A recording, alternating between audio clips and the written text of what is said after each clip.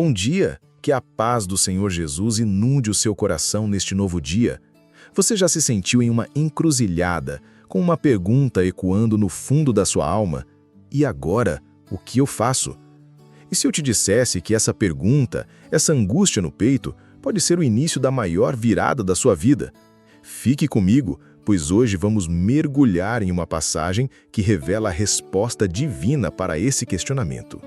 E no final deste vídeo, farei uma oração especial diretamente para você, para que a resposta de Deus encontre o seu coração.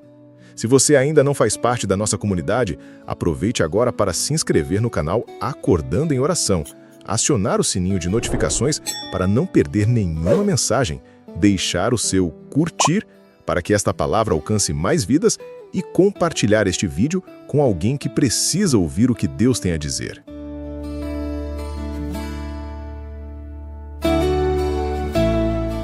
Meus irmãos e minhas irmãs, abram seus corações para a palavra de Deus em Atos, capítulo 2. Imaginem a cena. Jerusalém está cheia. Pessoas de todas as partes do mundo estão ali para a festa de Pentecostes. De repente, um som como de um vento muito forte enche a casa onde os discípulos estão e línguas de fogo pousam sobre eles. Eles começam a falar em outras línguas e a multidão se ajunta, perplexa. É nesse cenário que o apóstolo Pedro, cheio do Espírito Santo, se levanta. Ele não usa palavras rebuscadas, não tenta agradar a multidão, ele prega a verdade pura e simples. Jesus de Nazaré, aquele que eles crucificaram, era o Messias, o Filho de Deus, e Deus o ressuscitou dos mortos. A palavra de Pedro é como uma espada afiada que penetra na alma daquelas pessoas. E o versículo 37 nos diz qual foi a reação deles. Quando ouviram isso, ficaram profundamente aflitos. A palavra original grega aqui, katanusso, é poderosa. Significa ser perfurado, transpassado. Eles não sentiram um remorso superficial, eles foram feridos no coração, confrontados com a realidade do seu pecado e da santidade de Deus. A verdade os atingiu de forma avassaladora. Essa aflição, essa dor na alma, não é algo ruim. É a primeira evidência de que Deus está trabalhando em um coração. É o Espírito Santo convencendo do pecado, da justiça e do juízo. Talvez você, ouvindo agora, já tenha sentido isso. Uma inquietação, um sentimento de que algo está faltando, um confronto com suas próprias falhas. Não ignore essa sensação. É o chamado de Deus. E dessa aflição nasce a pergunta mais importante que um ser humano pode fazer. Irmãos, que faremos? Essa não é uma pergunta de mera curiosidade, é um grito de socorro. É o reconhecimento de que estão perdidos e precisam de uma direção.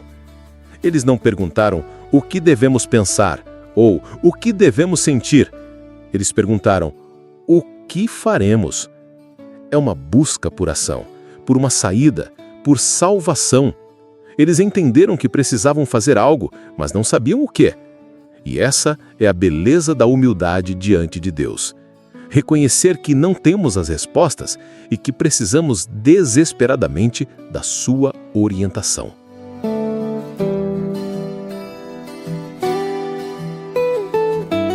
Diante do clamor da multidão, a resposta de Pedro é direta, clara e cheia de autoridade divina. Ele apresenta o caminho da restauração em duas ações fundamentais. Primeiro, ele diz: arrependam-se. Como essa palavra é muitas vezes mal compreendida. Arrependimento não é apenas sentir pena dos seus erros. Não é chorar por ter sido pego. A palavra grega para arrependimento é metanoia. Meta significa mudança, e noia vem de nous, que significa mente. Portanto, arrepender-se é literalmente mudar de mente. É uma mudança radical de pensamento, de perspectiva, de direção.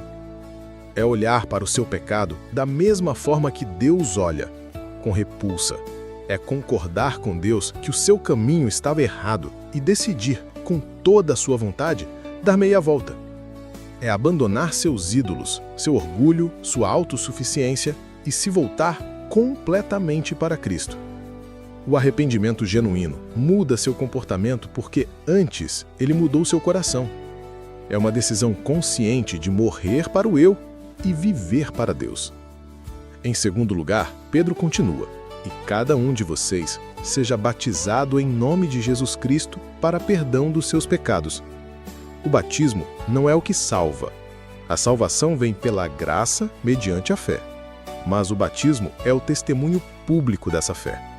É o ato de obediência que se segue ao arrependimento. É como a aliança no dedo de um casal. Não é o que os torna casados, mas é o símbolo externo do compromisso interno que foi feito. Ao ser batizado em nome de Jesus, você está se identificando publicamente com Ele. Você está dizendo ao mundo: eu morri para a minha vida antiga com Cristo, e com Ele eu ressuscitei para uma nova vida. É uma declaração de que seus pecados foram lavados, não pela água do batismo, mas pelo sangue de Jesus, que a água simboliza. É um passo de fé, um ato de submissão, que sela a sua decisão de seguir Cristo. Arrependimento é a mudança interna. O batismo é a declaração externa.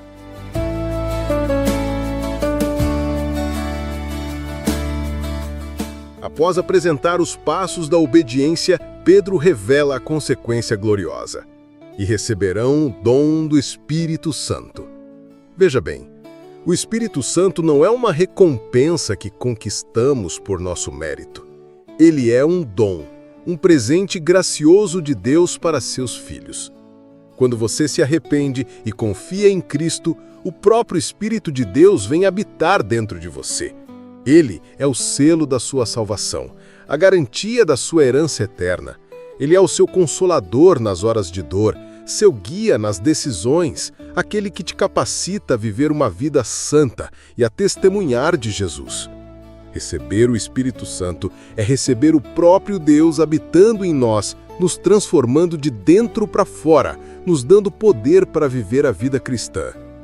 Não é uma opção para crentes superiores, é a herança de todo aquele que crê. E então, Pedro conclui com uma das declarações mais abrangentes e maravilhosas do Novo Testamento.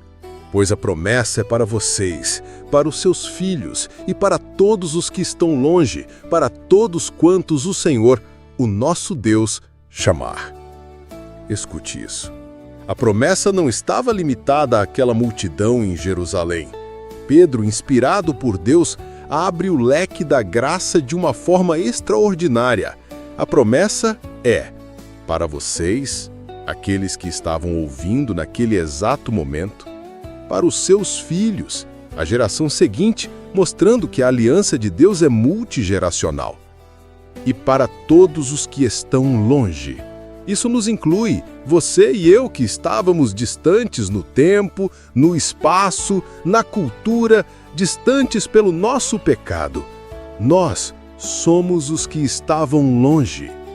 Essa promessa atravessa séculos, continentes e barreiras. Ela chega até você, hoje, neste exato lugar onde você está. E qual é a condição final? Para todos quantos o Senhor, o nosso Deus, chamar. O chamado de Deus é o que ativa a promessa em nossa vida. E o fato de você estar assistindo a este vídeo, sentindo essa aflição no coração, essa pergunta, o que farei? É a evidência de que Deus está te chamando agora. O convite está feito, a promessa está disponível, a decisão é sua.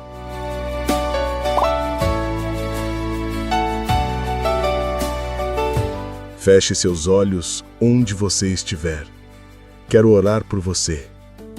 Meu Deus e meu Pai, eu me coloco na Tua presença, Senhor, e apresento a Ti a vida desta pessoa que assistiu a esta mensagem. Tu a conheces pelo nome. Tu conheces as batalhas que ela enfrenta, as perguntas que ecoam em sua mente, a aflição que talvez neste momento esteja perfurando o seu coração, assim como aconteceu com a multidão no dia de Pentecostes. Pai, eu clamo para que a Tua verdade, a espada do teu espírito penetre fundo na alma desta pessoa agora. Se ela se sente perdida, sem direção, eu peço que o Espírito Santo a faça gritar por dentro: Senhor, o que eu farei? Que ela reconheça com humildade que precisa da tua direção.